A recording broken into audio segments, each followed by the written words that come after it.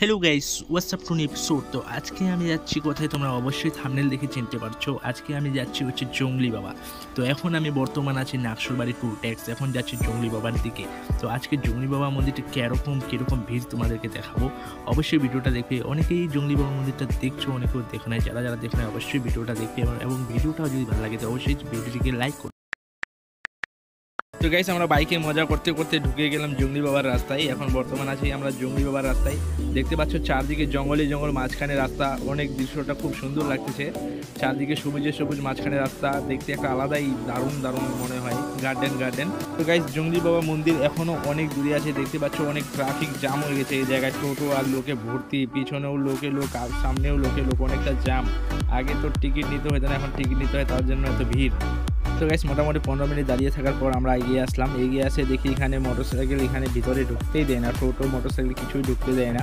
তো আমার পুলিশ বলতেছে এখানেই বাইক রাখতে হবে, অনেকটা দূরে আছে মন্দির। গাইস এখানে হলো জংলি বাবার মেন গেট, এই দিক দিয়ে ঢুকতে হবে। তো গাইস কোনো কিছু করার নাই, বাইক ভিতরে ঢুকতেই দিচ্ছে না। অনেক চেষ্টা করলাম ঢোকার, তো বাইক আমরা রাস্তায় স্ট্যান্ড করে দিয়েছি, হ্যান্ডেল লক করে দিয়েছি। এখন আমরা যাচ্ছি ভিতরে, আর এখন যাচ্ছি আমরা হাইটে মজা নিতে। অনেকেই যাচ্ছে হেঁটে, ভালোই লাগতেছে।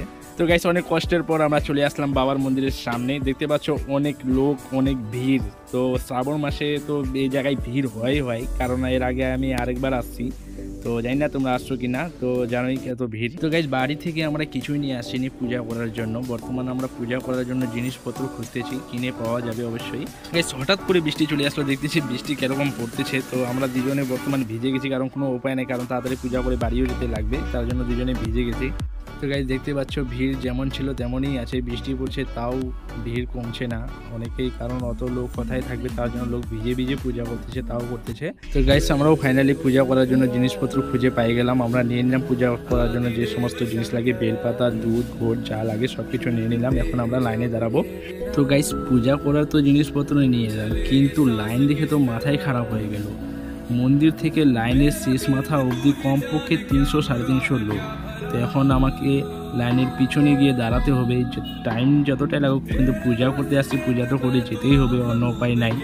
তো এখন আমরা যাচ্ছি লাইনের পিছন মাথায়, এখন ওখানে দাঁড়াবো। কিন্তু বৃষ্টি পড়ছে তাও লোকের ভিড় কমছে না। লোক ভিজে লাইনে দাঁড়ায় আছে, তাও দাঁড়ায় আছে। কিন্তু লোক যেহেতু দাঁড়ায় আছে, আমাদেরকেও দাঁড়াতে হবে, কারণ আমাদেরও কাছে সময় কম।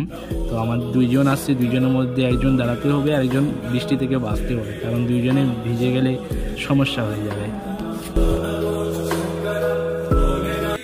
তো গাইস প্রায় 2 ঘন্টা লাইনে থাকার পর পূজা দিতে পেরেছি। এখন আছি পূজা দিয়ে মন্দিরের বাইরে। ভিতরে ভিডিও করার সেরকম পারমিশন নাই, আর পারমিশন থাকলেও ভিডিও করা যাবে না।